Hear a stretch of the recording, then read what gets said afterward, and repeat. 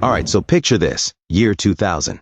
A guy walks into Blockbuster headquarters with a proposal. He's willing to sell his struggling DVD by mail startup for $50 million. Blockbuster CEO sits through the pitch, looks at his team, and laughs. Like, actually laughs them out of the building. That struggling startup was Netflix.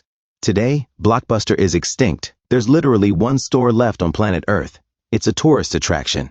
Meanwhile, Netflix is worth $150 billion, has 260 million subscribers, and completely changed how humans watch TV.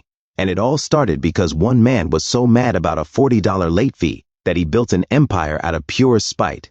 This is a revenge story, and it's absolutely unhinged. Let me take you back to 1997. Reed Hastings, successful software entrepreneur doing pretty well for himself, rents Apollo 13 from Blockbuster. Then he forgets about it. Classic move. 6 weeks later, he finds the VHS tape behind his couch. You know that feeling when you find something you forgot about and your stomach just drops? He drives to Blockbuster, ready to face the music. The clerk rings him up. That'll be $40. $40. For context, the movie costs like $20 to buy. He's paying double just because he forgot to return it. Hastings is livid, not just annoyed, like genuinely viscerally angry. He's too embarrassed to tell his wife he just dropped $40 on a late fee. And on the drive home, his brain starts cooking. What if there were no late fees? What if you could rent movies? Like a gym membership, pay monthly. Keep them as long as you want, no penalties. But there's a problem. VHS tapes are chunky, heavy, expensive to ship. The economics don't work. Then in 1998, DVDs launch in the US. They're thin, light, fit perfectly in a standard envelope. Hastings literally mails a DVD to himself to test it. It arrives perfectly fine. That's the moment Netflix is born. A DVD rental service with no late fees, no due dates, delivered to your mailbox. It's personal, it's convenient, and it's revenge against every predatory late fee Blockbuster ever charged. Netflix launches in 1998. At first, it's pay-per-rental just like Blockbuster, but by mail. It's not working. They're hemorrhaging money. So, in 1999, Hastings pivots to subscriptions. It starts gaining traction, but it's still tiny. Meanwhile, Blockbuster? Massive. 9,000 stores.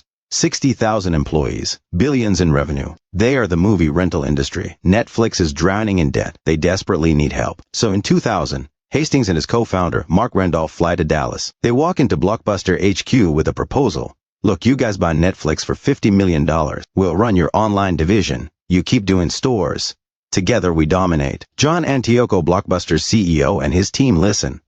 Then they decline. Some reports say they literally laughed them out of the room. Hastings and Randolph fly home, humiliated. But here's what Blockbuster didn't understand. They weren't just rejecting a business proposal. They were creating their own destruction. Because Reed Hastings walked out of that meeting more determined than ever. If Blockbuster wouldn't partner with Netflix, fine. Netflix would annihilate them instead. But first, Netflix had to survive. Year 2000 hits, and the dot-com bubble explodes. Startups are dying everywhere. Netflix is losing money. Stock price tanks. Investors panic. Hastings has to lay off a third of his staff. At one point, they're literally weeks from bankruptcy. Weeks. Most companies would have folded. But Hastings makes a bet. He doubles down on subscriptions and goes hard on customer experience. Netflix's algorithm starts recommending movies based on what you've rented. The website is clean and intuitive. Shipping is fast, sometimes next-day delivery.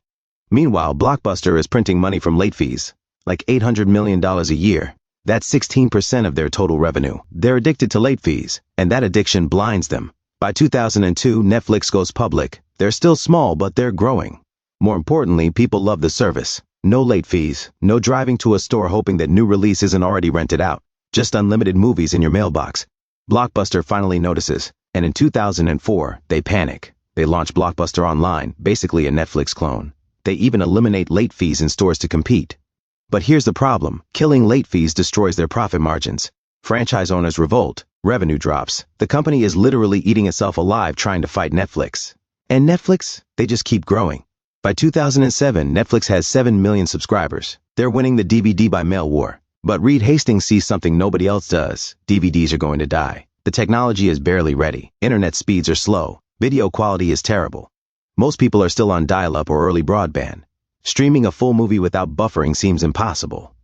But Hastings knows DVDs won't last forever. So Netflix launches Watch Instantly, a small library you can stream on your computer. It's janky, the selection is terrible. But it's the future. Blockbuster, meanwhile, is collapsing. 2010 files for bankruptcy. 2013 closes almost all stores. 2019 last corporate store closes. The brand that once had 9,000 locations is reduced to one franchise in Bend, Oregon. It's literally a museum, a monument to hubris. Netflix goes all in on streaming. They license content, they raise prices, they take massive risks. Then in 2013, they make the craziest bet of all. They spend $100 million producing their own show. It's called House of Cards. No TV network, no theatrical release, straight to Netflix. Hollywood thinks they're insane. A streaming company making original content? That'll never work. They're not a studio, they're a DVD company. House of Cards becomes a massive hit. Wins Emmys, changes everything. Netflix proves they're not just a delivery system, they're a content empire. Over the next decade, Stranger Things, The Crown, Squid Game, Wednesday, Bridgerton. They don't just compete with Hollywood, they terrify it. Every studio scrambles to launch their own streaming service just to survive. Today, Netflix has 260+ million subscribers in 190 countries. Worth over $150 billion. 100+ Emmys. They've changed how we watch TV, how studios make content, how entire industries operate. And Blockbuster? Gone. Sold for parts.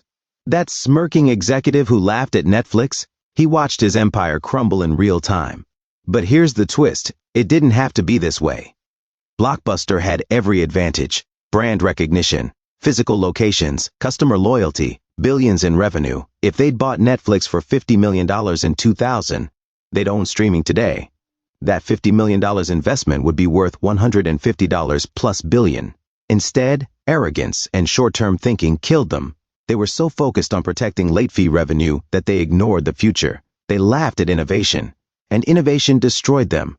But Netflix's story isn't perfect either. They've raised prices repeatedly, cracked down on password sharing. Their content library shrinks as studios pull back content. The company that killed Blockbuster by eliminating late fees is now nickel and diming customers in different ways. The scrappy underdog became the giant everyone wants to disrupt. Which means somewhere out there right now, there's probably another Reed Hastings. Someone frustrated with Netflix's prices, interface, or policies. Someone thinking, I could do this better, and maybe 20 years from now, we'll be making a video about how Netflix laughed them out of the room.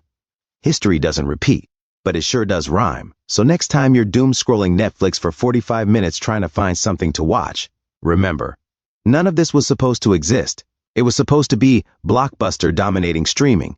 If you enjoyed this absolute saga, hit that like button and subscribe for more stories about businesses that said watch me and then actually did IT. Drop A in the comments if you've ever paid a Blockbuster late fee. See you in the next one. Peace out.